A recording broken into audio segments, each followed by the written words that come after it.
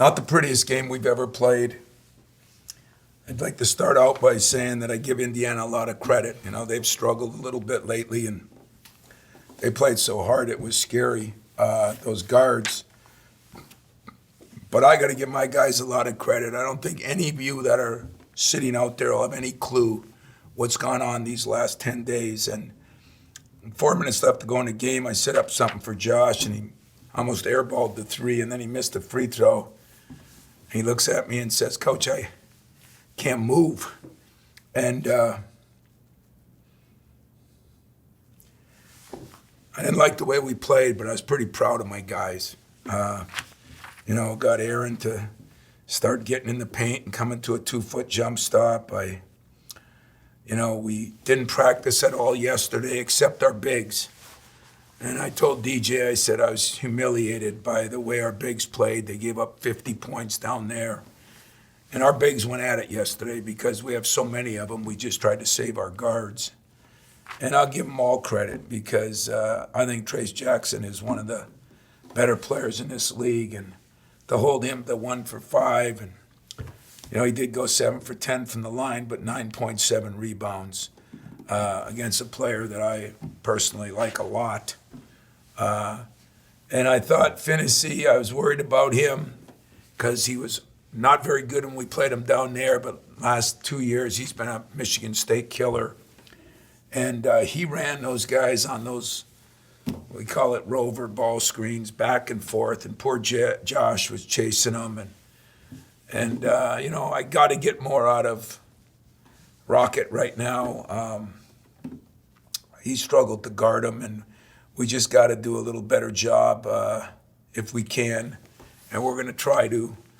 But before we even talk about Michigan, you can ask whatever questions you want, but I got to tell you, I'm really proud of my players. In an ugly game that I thought Indiana played damn good. They cut so hard and worked so hard, and I give Archie a lot of credit. But I do give our team, Aaron and Joey Hauser made a couple of big plays down the stretch. Those big shots, and he gets those couple of free throws and a couple of rebounds, and that was big for us. Gabe hit those 2 big threes, and I think that was really big for us. But if you were in that locker room right now, you wouldn't be interviewing anybody because they're spent. And I think I'll call Magic and ask him, how do you get up for the Celtics, fly across the country? Because I know I heard Michigan lost, but they're still the best team in this league. Everybody knows it. And we got our work cut out. And I'm going to leave here and go talk to my staff and try to figure out what the game plan is for tomorrow as far as how we can get a team we haven't played yet and get through the situation that we've been in for the last 6 games or whatever it's been, and look forward to it. And that's what I'm going to do. But tonight, proud of my team. First question comes from Chris Solari. Hey, Tom, you mentioned about Aaron. There was that one, the 2 buckets that Gabe hit. Him getting you guys out and running there, I think you guys scored almost 30 points after that, had scored 30 points up to that point. How much did that moment change where this game headed? Well, it changed it a lot, and that's why I am disappointed in our point guards. And, I can play Aaron there some, and I'm sure that you're sitting there saying, why doesn't he play him there all the time? And I'm playing Aaron at so many different things right now. Hell, he could write your article and coach my team for me. And I say that with respect, although I didn't think he was very good the first half. We didn't move the ball at all. We didn't get the ball. As you say, we weren't running. We weren't moving the ball at all. And some of it was Aaron's fault. And, he took the blame at halftime. And then we moved the ball, and then he got penetrating, and he made some phenomenal plays in there. But those plays by Gabe were big. The plays by Aaron were big. I'd say those 2 plays might have won us the game. follow, because you mentioned the point guard situation, can you give us an update on Foster, and what's happening there? Yeah, we talked. I told you last week that he might do something, and we just looked at it, and it was this kid will play dead, as I said, and he tried to shoot that day, he just couldn't get that left arm up. We knew he was going to need surgery, and he wanted to suck it up, and yet I want him to have a fair chance to be able to play next year. So we all decided that the best bet, because he wasn't going to be able to play, would be to have it. So they did it in like 2 days, boom, boom, and he had surgery this morning, and he was here tonight. He'll be laid up for a couple days. I don't know if he can go with us tomorrow or not, but he was still awesome. I gained a lot of respect for him too, just in how he's handled everything and what he's done for this team. Next, we'll go to Matt Charbonneau. Tom, you mentioned a little bit in the opening, but that defensive performance, especially on Trace, to be able to limit him like that, and not only limit his overall numbers, but just make it tough on him from the start. It seemed like he was getting frustrated at points and had, some of their huddles, and just how vital and how important that was tonight, especially early when the offense wasn't really, clicking for you guys. Yeah. Well, when they scored 34, he scored 34, and I think it was Thompson had, what did he have, 15? So they had 49 points against us last time. And that was personal. That was embarrassing because, first of all, I recruited Trace. And as I said, love his family, him. I think he's a very good player, but can't give God 34 points, And I give DJ a lot of credit on that because I kind of put it on him that he should take it personal, put it on the players, they should take it personal. And I just thought we did a better job of not letting them get the ball so deep. At their place, it was here, excuse me, you want to stand here? Go ahead, score. So I think it helped playing Illinois and Ohio State because they go inside so much. I think that helps some. I even think it helped when we played Iowa, even though they killed us here. We did a decent job on him, on Garza. So we're getting a little better on it by committee. We put in a few wrinkles that we thought we could do as far as digging and how we could do it. And we did all that in a day, and that was pretty good of our players to pick it up. But he's a hell of a player, and I thought we put a hell of a lot of effort into containing him, not stopping him, but we did a damn good job. And those Biggs and DJ and Doug, they deserve the credit. Next, we'll go to Lindsey Huddleston. Hey, Tom, I'm going to take a little liberty here and forgive me if it brings up some old wounds, but after Aaron's performance, I couldn't help but think about several years ago when you and him made, international news with the back and forth. Can you talk about that scenario compared to where he's at now and what that means? Yeah, Aaron and I talk about that more than a little. And it's so sad that it's really a good thing. And I swear to you, I believe this from the bottom of my heart, Lindsey, that Aaron's a better player because he handled that like a man the first day. And his family did, he did. And in all fairness and honesty, he needed it then. I'd do the same thing if it was tomorrow. And it brought us together. Now when I talk to him, you almost never see anything because he knows I got his back. And to be honest with you, I know he's got mine. And that in coaching, watching a guy go from, how do I want to put it politely, lazy. I'm not a very polite guy. Lazy to, better and better in the process. And now he's playing 38 minutes on his knees, and making big plays and hitting big threes. That's the beauty of coaching. That's the success stories. There's a million failure stories. I got some this year I can't get through to yet, but that is well-deserved on him and his family's part because they could have, made a scene about it, and I just give them all credit. And like I said, if that same thing happened tomorrow, so all those people that were mad at me, I do the same thing tomorrow because Holding people accountable is what we need to do a better job in our country of. If we start holding people accountable, we wouldn't be in the situation we're in. And when you hold somebody accountable that cares and you show them you care, it's a beautiful thing, man. And I'm so happy for him. I just got to figure out a way now to get him some ice and get him, I don't know, massage and get him whatever they do in the NBA to get guys ready. I'm going to do that tonight and tomorrow, and we're going to be ready to play on Thursday one way or another. Great, thank you. Thanks. Next, we'll go to Matt Wendell at MI. Hey, Tom, you talked about your guys being spent, but with what you got ahead, back-to-back games against your top rival and with what's on the line, a chance of security and the eternal debt, is there any more that setup can help you just suck a little bit of energy out of the guys down the stretch when you need it? Well, there'll be no excuses no matter what we do. We're playing, you can say one of the best teams in the Big Ten. We're playing one of the best teams in the country. I mean, I talk about it tomorrow, but I think they've done a hell of a job. I think those guys have grown. They got a hell of a center and get a transfer point guard that's been dynamite, but don't think that the meat and potatoes of that team isn't livers and those wings and Brooks.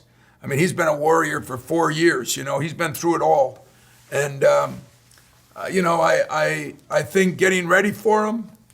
We're going to do everything we can do to get ready for him, and the energy and the emotion of the game will help you for a little while, but we got our work cut out just to make sure that we got to do a better job. I got to do a much better job. We got to sub people.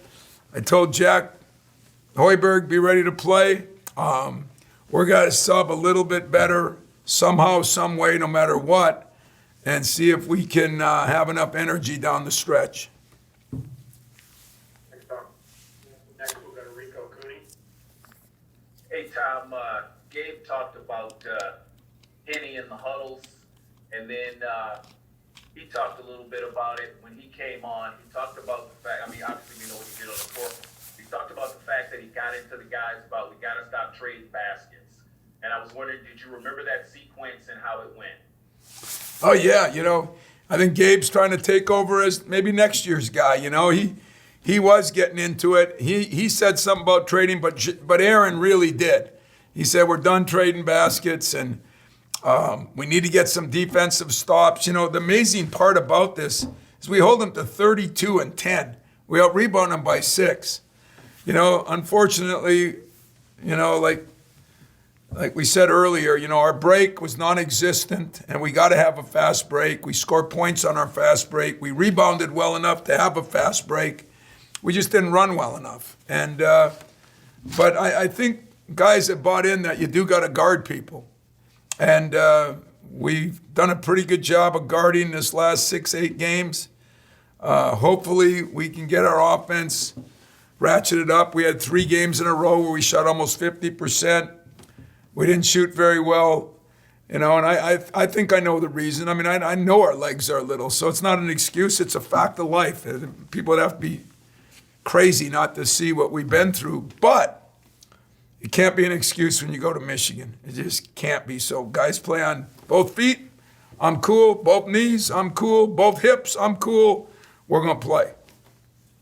As just a quick follow-up to that, so is that your coach? That's your idea of your players being your coach in the huddle?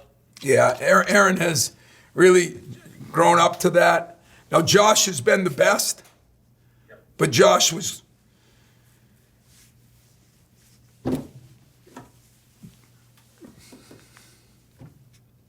gave me everything that kid had tonight. You had to be there. You had to be there. It was one of those things that I'll remember for the rest of my life. Not to get emotional about it, not to get sentimental about it, not to get crazy about it. But you ask guys to give you everything they got. He went beyond that. So he didn't do a very good job in the huddle because talking was taking energy and air, and he didn't have much left. So he did everything else he could do. But Aaron took over that tonight. And now if I can get both of them together, you know, who knows? I mean, we still got a long way to go. We all know that. There's no rose-colored petals here. We still got a lot of work to do. But this team is showing some character, and I'm proud of them for that. Thank you. Got time for a couple more. We'll start with Kyle Austin. Tommy, you said obviously we can't know what it's been like for these guys the last 10 days, but wanted you to kind of give us a sense of what it's been like to see them go through what the toll it's taken, and how do you as a coach kind of balance prepping and wanting to practice with obviously trying to keep them as fresh?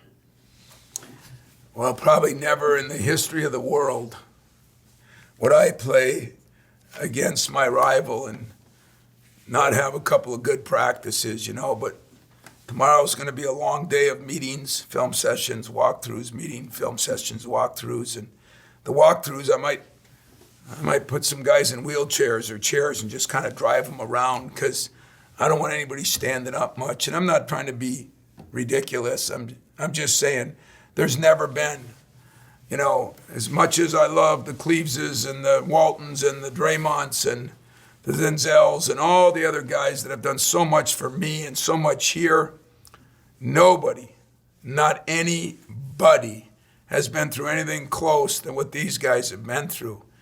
And it's just, it's fun to see people reach down and give you something that they might not even have left. And that was what I felt tonight. You know, I thought we were ready to play. You know, we had a little energy today in our shoot around, but boy, that game started and I just felt like we were running in quicksand, you know, a little bit. So we'll try to come up with some new things. What a cool opportunity this is, though. How do you beat it? You know, you get a chance to play against, I could argue, the best team in the country, and you play them twice. They're your rival. But you're doing it under circumstances that have been probably tough for them. But I think everybody would agree we've had the toughest 2 weeks of anybody, and we're still hanging in there. So we're just going to keep battling and see where it takes us. Next we'll go to John at Detroit Sports Podcast. Hey Tom, I'm just wondering about your current thoughts about the state of the rivalry with Michigan, and as you look over their roster, what gives you concern as you prepare to take your team there in 2 days? Well, I'll do this, but I want to make sure, because tomorrow we are having a press conference, right?